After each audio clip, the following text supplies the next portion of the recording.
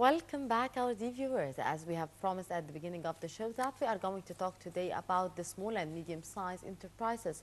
To what extent the small and medium-sized enterprises are important to the Egyptian economy, to what extent they are playing an important role in developing the economy, and to what extent also the government should be playing an important role in supporting the small and medium-sized enterprises, as well as the role of the private sector as well. That would be our topic for discussion with our dear guest in the studio, Dr. Yusef Mazher, former First Undersecretary of the Ministry of Industry. Hello, sir. How do you do? Hello, Dr. Mazher. First, we'd like to define to our audience what does small and medium-sized enterprises mean? Well, the definition is actually a bit of a problem. Yes. Because originally, most organizations, of course, you know, small and medium industries can be national problems. They can also be regional, and they can also be international. Yes. So some of the international agencies like UNIDO, United Nations Industrial Development Organization, or ILO, International Labour Office, have tried to put definitions. Yes. And over time, there were a number of definitions. At the beginning, there was a tendency to say anything smaller than 10 people would be a small or medium industry. Some people said we don't say small and medium. Some said micro industry. Yes. So there are many things. The definition is not essential thing, but essential is that it is something small. Also other countries and other agencies put the capital, saying they should have a capital of, or should not have a capital of more than, let's say, 100,000 pounds or $100,000. But 10 years ago, $100,000, you could make a very nice clothes factory. Yes. Or ladies' clothes factory. With 100,000 at the moment, you need 1 million to be able to start a fashion center for women. So the definition is only indicative to show that these are small. If I may add things, they need assistance. They depend very much on the larger industries to work with, and they need state support, and they need protection. That's more or less, and it's something that you and me could easily decide tomorrow to go and put some money with some friends and start something useful. Dr. Mazher, what is the importance of the small and medium-sized enterprises reviving the Egyptian economy? If you want to talk about the Egyptian economy, let's just say, I always like to say a bit of historical aspects. Actually, Egypt always had a small and medium industry in its economy. If you go back in history, go back to the times of the pharaohs, it were all small things being made. People were doing handicrafts. Then if you go to the Islamic times, there was the handicrafters making the handicrafts, making the items that you need for your kitchen or the items you need for your house. These were all small because they were about 10 people. There was a ma'allim, or there was a manager, and there were the workers. So traditionally, we know a lot about it. When Muhammad Ali came, he embarked on large state industries. So we started to see large state industries come. There was the military industries, there was the shipbuilding, etc. As we developed to closer to our time, Talat Harb started also the national industries in Egypt, the Mahalla Kubra, the fertilizers, all those, you see. And when they made the open door policy, then people got a chance to make more small industries and small big industries. Now, why, coming back to the question, I'm always sorry that I always give you a background, because maybe our listeners are not exactly familiar, but would know why are we in this situation. It's important in Egyptian economy because small and medium industries start up very quickly. That's not like having a big fertilizer company or an iron steel, which takes 6 years to build. You can start within 1 year or even less. You can start, and it can start producing things and selling on the market, bringing income to its investors. So it's something that you start very quickly. Secondly, small businesses are very clever. You know, I'm now using the word businesses because industry, it means you make something, You produce something like a pullover or shoes or Yes. something. But the business, you might have a small tourist office. Yes. So that's a business. Anyhow, let's stay in the industry. So the other thing is that they don't need much capital. It's easy to get the capital. It's easy. A family can have a family business. They can put their money together instead of spending on the side, and they can have a business like that. Also, if they're clever, they can find a way to hitch on to a big supplier or demander who will take all their production. And it doesn't need lots of land. It doesn't need lots of power. It's got many advantages.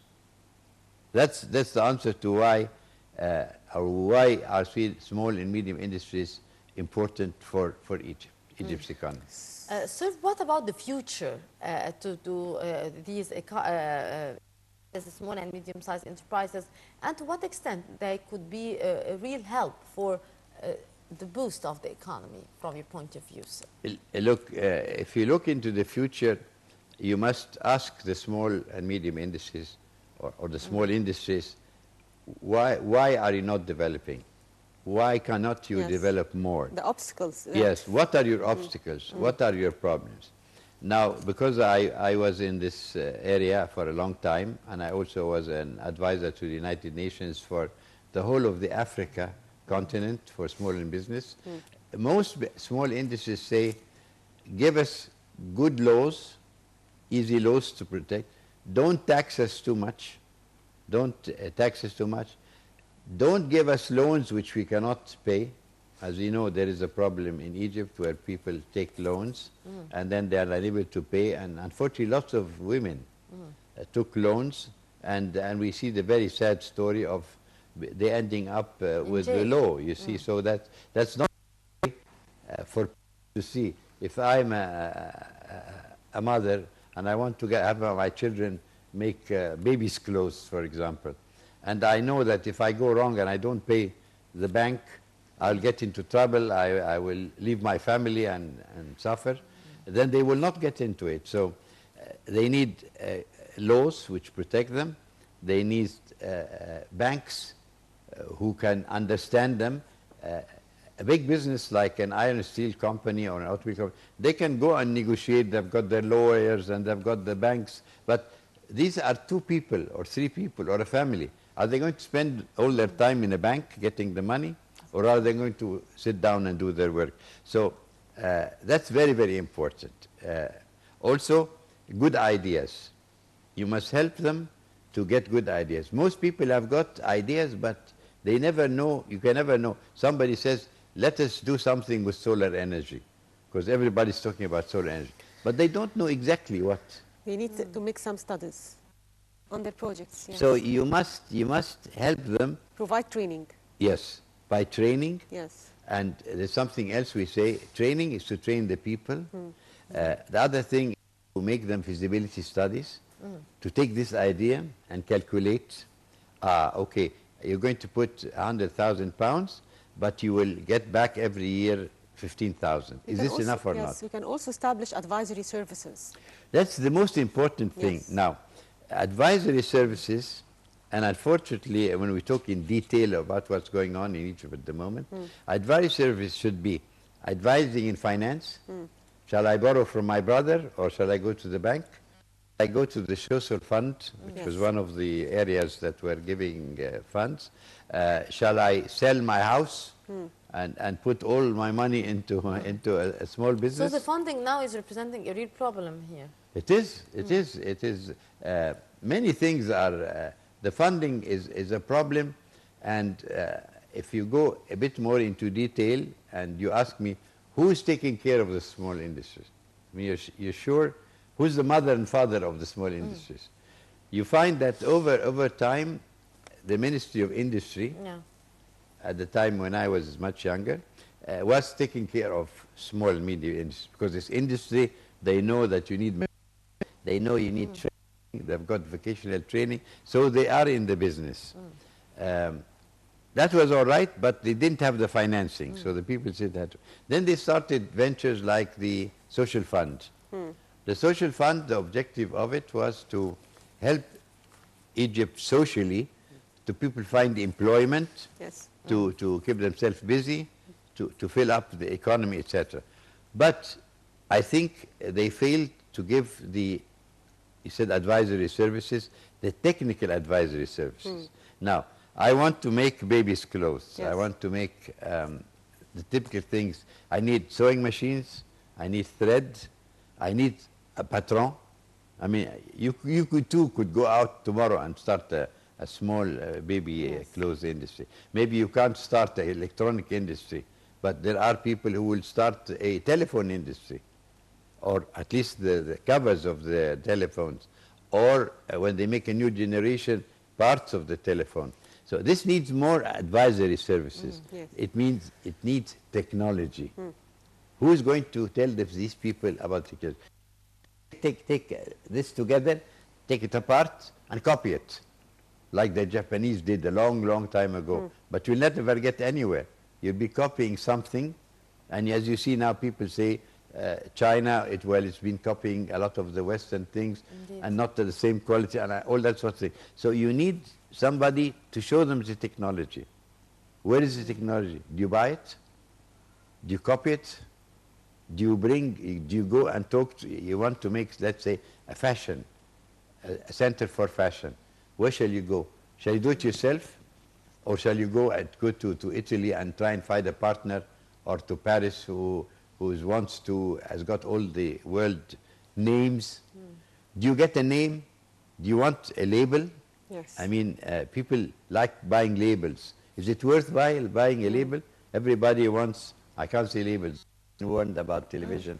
And You mean designers maybe, or yes, some designers, brands? yes, the ones that you hear about. Yeah. And a lot of clients, especially our ladies, are very happy if they've got a signé, Yes. something on it which is A signed. designer bag or a A designer designer, suit or exactly. whatever. Now, is it worth it? Because this man is not going to give you a designer bag for free. Of course. You're going to pay, if this bag is for £1,000, you're going to pay 7% or 10%. So there's a logo maybe. On the logo. Yeah. And if you take the logo only is something, but if you take the logo and how to make it, or every new design that comes and is made in Paris or in London or in Taiwan or whatever it is, if you get it every time, are you going to pay again? So all these questions for you, try imagine that you two are now have started, put your money together and started making fashion. What fashion? People even go to Islamic fashion. There are people Yes. now, Islamic fashion is very, very strong. And there are shops in Paris and in London, in Rome, Yes. selling that. So all this is the package that a small business needs. Needs on the back, needs security, needs sometimes to teach their labor, but also their know-how. Sometimes they need foreign currency. I want to buy machines. You want to buy sewing machines. I want to make, let's say, equipment for this studio. I want to make lamps. Instead of exporting all these lamps, I want to make a factory. So you need designs of the lamps. You need, are they 1,000 watts? Are they movable? Are they metal? Are there lenses on it? So everything in this room can be in the small industry. This lantern here Yes. is a typical small industry. Yes. Now, and this one also, it develops. You remember, we lost it to the Yes, Chinese. yes. Yeah, indeed. Yes, and so we lost hundreds of people who are exactly the small businesses who were cutting this tin metals. They were making the shapes, and they were put the candle originally. Now they lost all this. People closed down, and thanks heaven, this year we see it's back, and you can see even the coating with the cloth, the printed cloth. So this is innovation. It's Yes. not innovation with a Paris designer. It's innovation by people, seeing what do the kids want, what materials do we have. So these are the typical small businesses or small industry. So, yes. okay. So, sir, the role of small and medium-sized enterprises has been proved successful in the development of many economies around the world, notably in China and the United States and other Yes. countries. So, can you elaborate on this? Of course. Basically, we, from looking out from Egypt, Yes. we look at Japan as building huge tankers and so making wonderful electronics, and that it's all big names Yes. in computers, etc. But I'll tell you some figures. 85% of all the people working in Japan don't work in these large industries. Yes. They work in these Small and hundreds of small and medium. So this segment is the best provider of jobs. If you build ships, you don't need so many people. If you have electronics making phones, it's machines. So this is the best supplier of jobs. Now, Japan has got a very big sector. I want to tell you that even Germany, with its heavy industry, has got a very big sector. All countries have a big sector. So don't get, let's say, even the United States, the automobile industry is supposed to be in the millions. It relies on hundreds of smaller industries to supply the things. So even if you have bigger industries, you must need what we call feeder industries. You need somebody. They're not going to make little things like this. You get the small people. So there is, Dr. Mazher, there is a direct relation here between the mega industries and the small and medium-sized industries as well. And if you start a large industry, we're talking about those Suez Canal projects now, you might get the big multinationals coming, but you must beware. They should not come with suppliers from outside, because it will only burden us with buying things from outside. You know, automobile needs cloth for the seats, it needs springs, it needs a dial counter, it needs a clock inside, it needs air conditioning.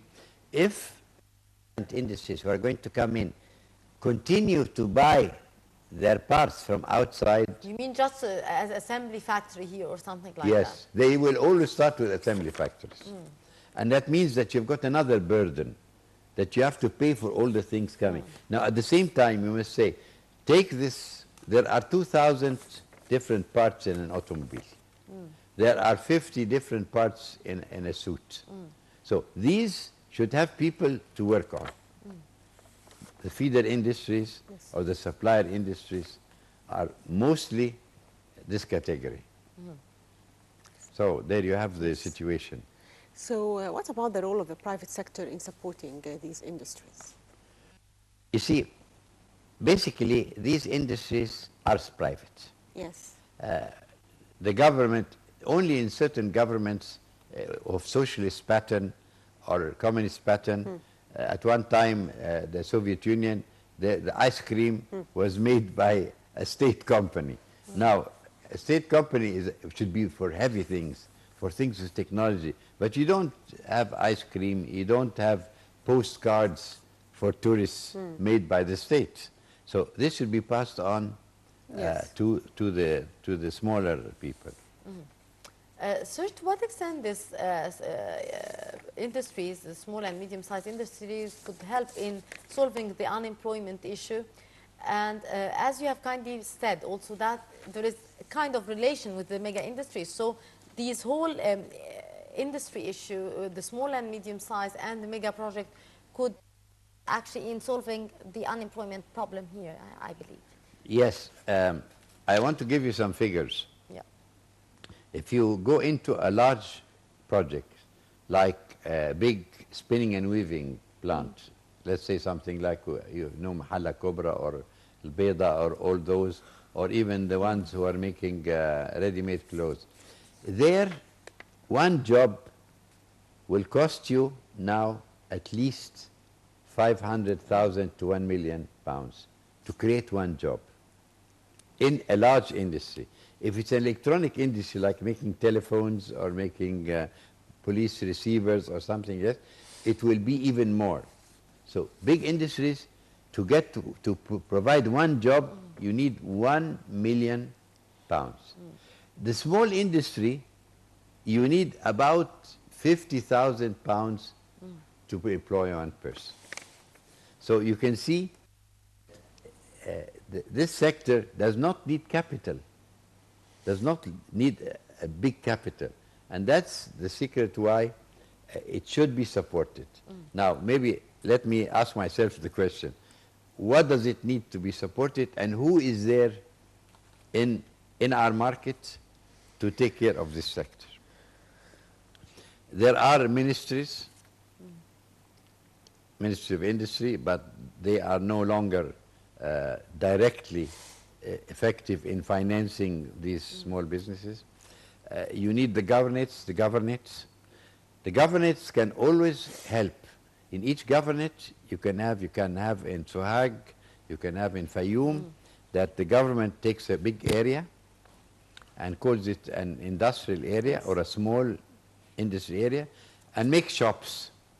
So the government can make shops, our government can make shops. You come, you're living in Fayoum, I want to dry dates and put them in cans. So you go and to the governorate, I want a small unit, it's 10 meters times 30 meters, rent it to me, I want to make my dates. You see, that's the way the state, in the form of the government, the form of Ministry of Industry, can be the form of Ministry of Agriculture, if the small business is agricultural. I mean, look at Siwa, look at all the oases. They're making dates, they're preserving dates, they're packing them to export them. And olives. Yes. Olives. Yes. I mean, it's a shame, I'm glad you said olives. Look, Italy, Greece, all the Mediterranean countries. And we are importing oil from... olive oil. Olive oil. Now, you've got olives grow very easily, and they grow very well in Egypt. Yes. And they grow also in semi-arid areas. So, help the small businesses. What do they need? They need a garden, they need equipment to plant, then they need a press to press, then they need a bottling unit. So, you help them. How do you help them? You show them where to get the press from, the pressing unit. You show them where to get the bottling. You get another industry which makes this bottling to send them the bottles. And you help them make a nice label, to make a nice purification of the oil. And if they need money, you give them money. So you need all these things. Now, who will give this now? We'll take our olive oil. I'm glad you're giving examples. Now, you've taken the oil. Now, you want money. If you go to a normal bank, even they say we're going to help you, the rate of which they are lending is very, very high. Small businesses need hand-holding. They need less interest. So they have made things like the social fund. Also, the World Bank is interested in financing small and medium enterprise in Egypt. And this means that the World Bank sees a great potential in this industry here in Egypt. Well, as I told you, I worked a lot with these international organizations. The World Bank is a funding organization, and it has given Egypt, at the time I was active in this area, they gave us a number of loans, which we used to give to small industries. Now, we took these loans and gave them to the Industrial Development Bank, because the World Bank can't go and give you for your olive pressing the money. I mean, the World Bank is a big thing. It gives the country, the states, or they give an area, you see. Then from there, the banks. But the problem is, if the World Bank gives at 4%, sometimes our bank takes 2% extra for them. No, you must really try and pass on the benefits of the international funding to the person itself. Now, you need the agencies around the World Bank. They can provide technical know-how. They can provide names of projects. They can provide a ready-made feasibility study. You want to make your olive oil, they'll tell you. If you're going to make 50,000 bottles a year, you need this machine and that machine. The machine costs about so much. And the machine, you can get it from this part and that part. And once you start making lots of olive oil plants, you have need for lots of machines. Okay, who's going to make the machines? At the beginning we import them, but then we look around. What about the military factories? They're making everything. So you can get military factories or our engineering industries, factories, they can make these machines for you. And that's how the industry multiplies. Yes. And people find it problem. It's the biggest employment there is. Indeed. Dr. Yusef Mazher, former First Secretary of the Ministry of Industry, thank you very much, sir, for your precious input and for being with us today. Thank you. And have a lovely morning. Thank you very much. Dr. Mazher. Now, dear viewers, we'll have a report on Ramadan Lantern, as Ramadan Lantern or Fanus is an old historical tradition and symbol for the holy month of Ramadan. The traditional use of Fanus as a decoration associated with Ramadan originated during the Fatimid Caliphate, where the tradition holds the Caliph Al-Mu'izz Dinillah was greeted by Egyptian people holding lantern to celebrate his arrival at Cairo during the holy month of Ramadan. Nile TV's Dina Hawidak filed in the following report.